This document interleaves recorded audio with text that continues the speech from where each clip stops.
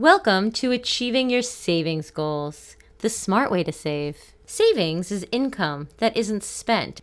Methods of savings include putting money in a deposit account, a pension account, an investment fund, or even under your mattress. These are some examples of a few savings goals. It's recommended that you have at least 3 months of living expenses in savings. I get asked the question all the time, well, how much is that? Well, that really depends on you. Not everyone has the same exact dollar amount for living expenses, like rent, mortgage, a car payment, food, medical costs. Ways to save. Okay, now important, it's first to establish your budget. If you're looking for an easy way to start, on the first day of a new month, get receipts for everything you buy and stack them into categories like restaurants, groceries, personal care, and such. At the end of the month, you'll be able to clearly see where your money is going. Don't just save money, save. There's a big difference between saving money and saving money for the future. So don't just spend less.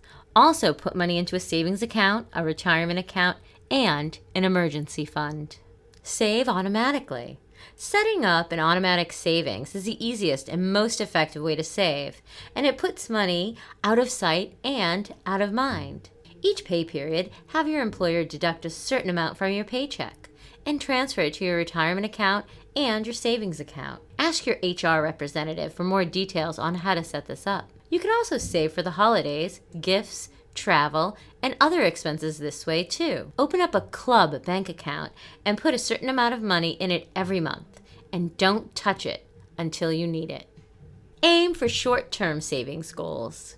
If saving money seems impossible, start with a small savings goal, like setting aside $20 every week or month, rather than concentrating on a long-term savings goal. Many people save more successfully when they keep short-term goals in sight. Okay, now the first thing to do to start achieving your savings goal is to establish a budget. There are 4 steps to making a budget, and we'll go through those right now. The first step is to add up all of your income. Add up the money you make monthly from employment, child support, Social Security, and any other types of income you receive. Next, add up your expenses. Fixed expenses are things like rent or mortgage, your car payment, and insurance. Any monthly bill that stays the same each month is considered a fixed expense. Flexible expenses are necessary but don't have a fixed cost. These include variable bills like utilities, as well as necessary expenses like food and gas. Discretionary expenses are the nice-to-haves in your budget, the wants. Everything from gym memberships and trips to the salon, as well as things like magazine subscriptions and tithes, go here. Next, let's do the math. It's time to subtract your expenses from your income. You'll either be in the positive or in the negative. Next, it's time to prioritize. Are your expenses greater than your income? If it is, you need to decide what steps to take to reduce your monthly expenses or increase your income.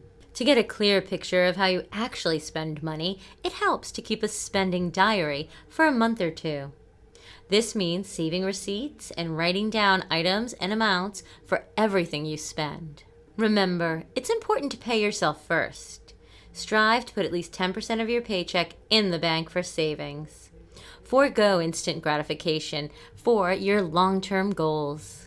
Now, let's talk about a few savings tips that just about anyone can implement. A good tip is to plan gift giving well in advance. This will give you time to decide on thoughtful gifts, which usually are not the most expensive. If you have children or someday hope to, start saving for college as soon as the baby is born. It's never too soon to start a college savings account. Any money received as gifts can be used as contributions to a college fund. Designate 1 day a week as a no-spend day. Cook at home, plan free activities such as a game night, watching movies, or go to the park. Bring your lunch. The reason you hear this tip so often is that it works.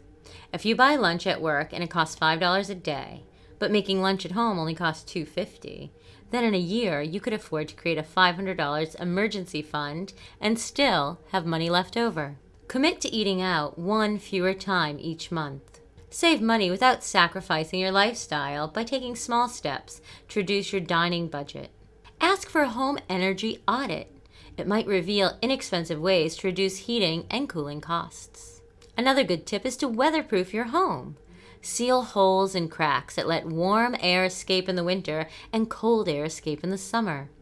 Your local hardware store has materials and quite possibly useful advice about how to inexpensively stopping unwanted heating or cooling losses.